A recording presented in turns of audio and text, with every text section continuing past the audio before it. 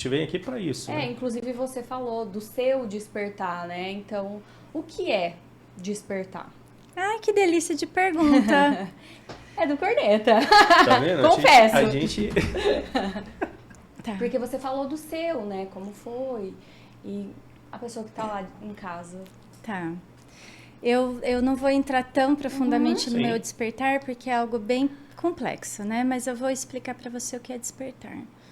O despertar é ver. Então, uma coisa muito importante, ao longo da nossa jornada, né? A gente tem uma crença e condicionamentos que a gente separa a matéria do espírito. E, na verdade, não existe separação. Eu costumo, porque eu vou muito para a linha da física quântica, vamos dizer assim, né?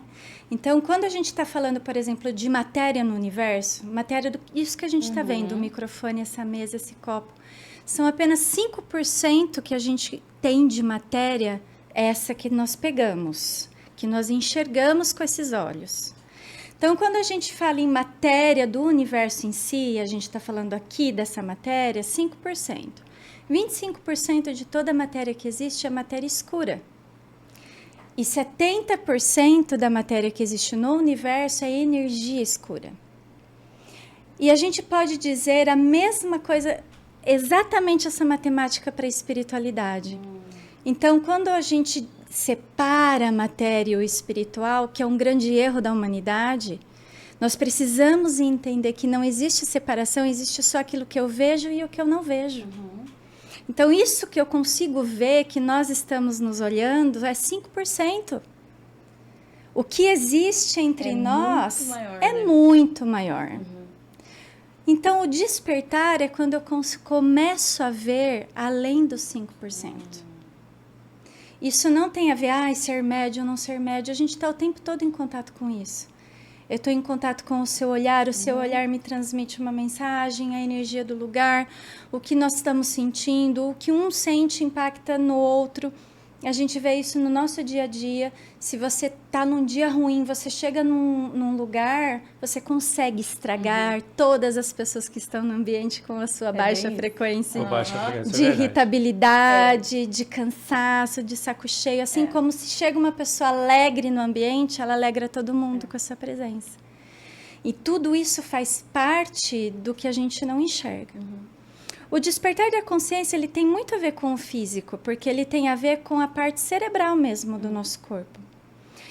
Nós, da forma como nós fomos conduzidos a viver, a gente é muito voltado para... eu sou um projeto já da minha mãe e do meu pai, né? Eu tô lá na barriga da minha mãe e do meu pai, já sou um projeto. Então, quando eu nasço, eu tenho que frequentar aquela escola, eu tenho que aprender isso, eu tenho que ter essa religião, essa cultura... Aí eu saio da escola, eu tenho que me formar, eu tenho que ter um emprego, eu tenho que ser alguém, eu tenho que casar, eu tenho que ter filho, eu tenho que isso, eu tenho que aquilo. Tipo um cronograma pronto pra você assim que você nasceu. Pronto! E aí eu não uso a minha verdade e a potência do meu cérebro. Então, com isso, fisiologicamente falando, eu tenho um grande desenvolvimento neurológico que a gente chama dos lóbulos parietais. Então, eu sou uma pessoa extremamente... mecânica no meu mental, só que o nosso cérebro é plástico. E quando a gente fala de despertar de consciência, eu preciso fazer uma mudança neurológica. Então, é como se eu tivesse, por exemplo, uma pessoa comum, uma pouca atividade no meu lóbulo pré-frontal. Certo. E muita atividade nos lóbulos parietais, falando de uma forma bem grotesca, porque isso é bem profundo.